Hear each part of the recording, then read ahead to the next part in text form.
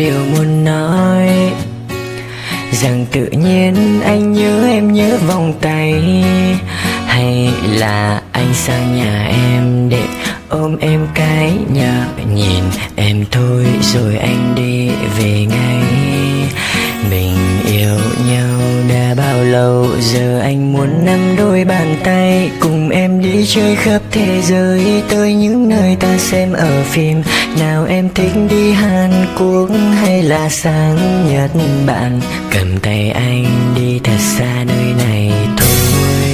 Nào ta cùng đi lên tàu bay đến nơi ta cầm tay uống bia, ta cùng say, ta sẽ nghe trong bài nhạc thật hay. Mình cùng nhau đi ăn mì cay, tay cầm tay ta đi cầu may, rồi chọn ngày ta về cưới nhau.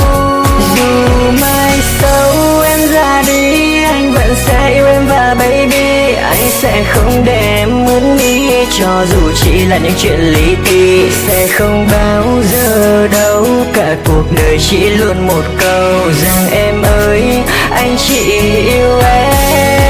Em ơi ra để anh vào đây, nếu anh làm sai không được giận lâu đây. Nếu ra ngoài kia ai nói tan thì em cứ đánh ngay vào chỗ ấy cho anh. Mai đây anh sẽ phải đi công tác xa, em yêu hay cứ nuôi con và ở nhà chờ anh về rồi anh mua quà em nha.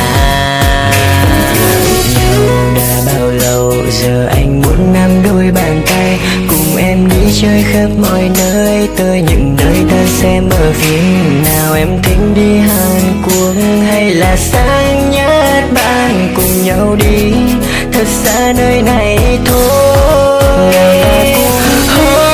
Tàu bay đến nơi ta cầm tay uống bia, ta cùng say, ta sẽ nghe trong bài nhạc thật hay. Mình cùng nhau đi ăn mì cay, tay cầm tay ta đi cầu may, rồi chọn ngày ta về cưới nhau. Dù mai sau em ra đi, anh vẫn sẽ yêu em và baby, anh sẽ không để em mất đi, cho dù chỉ là những chuyện lý ti. Sẽ không bao giờ đâu, cả cuộc đời chỉ luôn một câu rằng em ơi anh chỉ yêu em.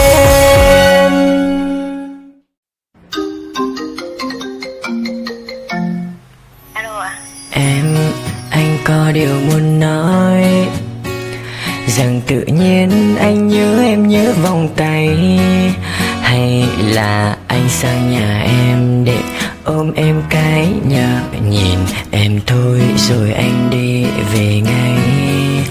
Mình yêu nhau đã bao lâu, giờ anh muốn nắm đôi bàn tay cùng em đi chơi khắp thế giới, tới những nơi ta xem ở phim. Nào em thích đi Hàn Quốc hay là sang Nhật Bản, cầm tay anh đi thật xa nơi này thôi. Nào ta cùng đi lên tàu bay đến nơi ta cầm tay uống bia, ta cùng say, ta sẽ nghe trong bài nhạc thật hay. Mình cùng nhau đi ăn mì cay, tay cầm tay ta đi cầu may, rồi chọn ngày ta về cưới nhau. Dù mai sau em ra đi, anh vẫn sẽ yêu em và baby, anh sẽ không để em mất đi, cho dù chỉ là những chuyện lý ti. Sẽ không bao giờ đâu, cả cuộc đời chỉ luôn một